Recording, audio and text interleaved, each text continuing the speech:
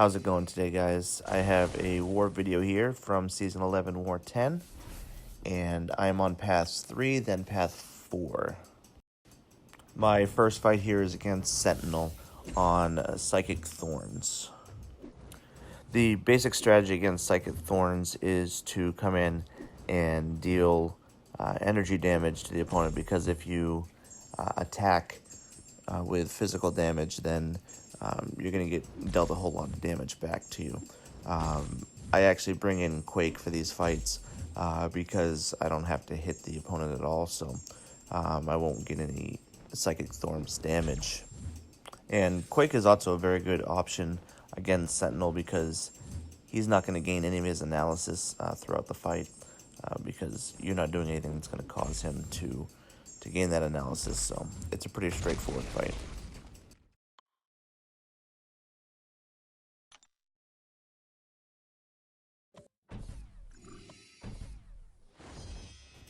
Alright, next up is Bishop, and again, we have another Psychic Thorns, where you can deal physical contact and you have to do energy contact, which is a pretty good placement for Bishop, but it really doesn't matter with Quake because you're not dealing any kind of physical or otherwise damage to him, so it doesn't really matter. So, once again, we're just going to use a standard Quake technique. We're going to charge the heavy, build up the aftershock charges, and just continue to devastate the opponent because Quake is awesome. Bishop really doesn't know what to do here. He can't really attack me. He can't really defend the aftershock, so he just dies. Alright, onward to Section 2. The first fight I have here is Juggernaut on Redoubled Determination. And with this node, he's going to get 65% attack and 20% power gain for each debuff on the opponent. Also, it has Extend, which will help his Unstoppable. Now, this node has an interesting mechanic for Quake. She does place a debuff on the opponent called Concussion.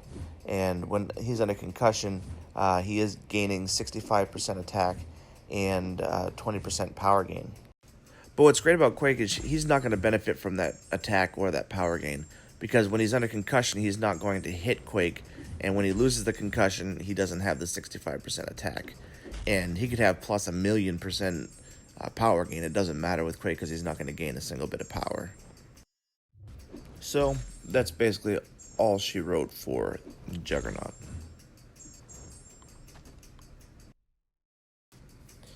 Alright.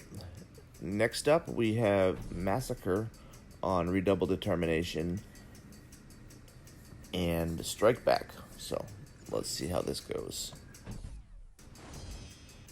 So, I was doing some duels against Massacre with Quake, which would be my preference to do.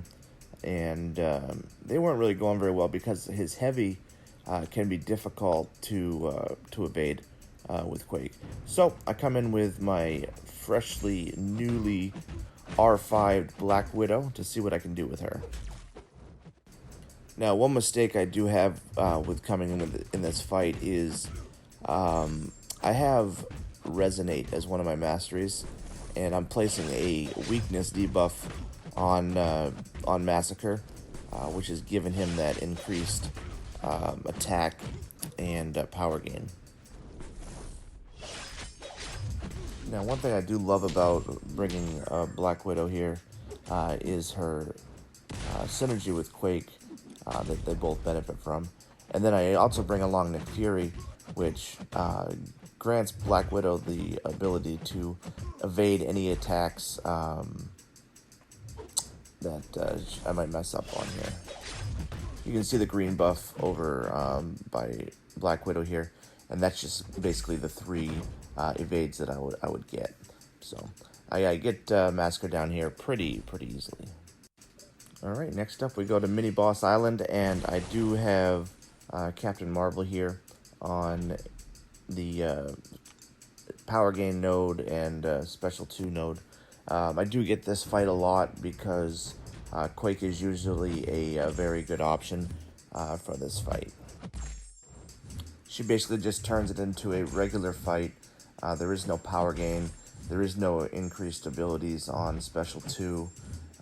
So it's a pretty straightforward fight for Quake.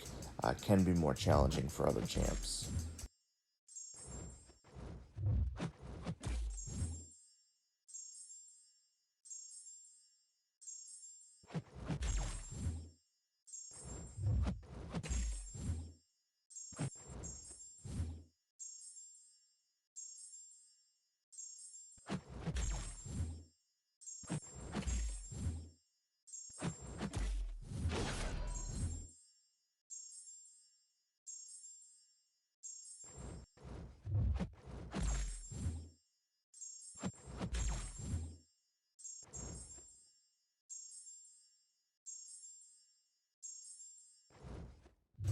So, Captain Marvel, a great champion, but just doesn't cut the mustard here.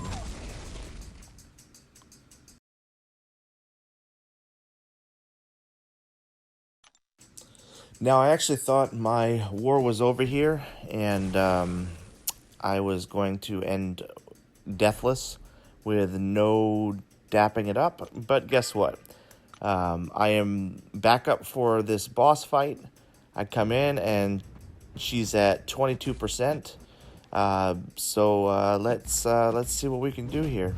I bring in Black Widow to decrease her chance to evade. It does not help with her chance to become invisible, and that's going to prove very, very detrimental to me here in a minute.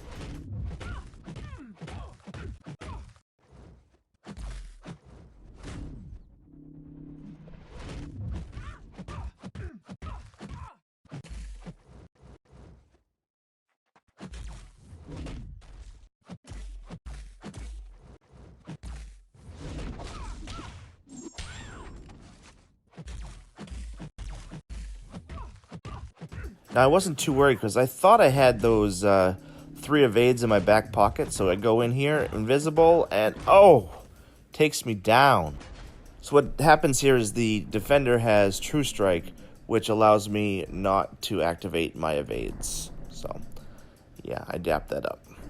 So, alright guys, thanks for watching the video. Have a great day.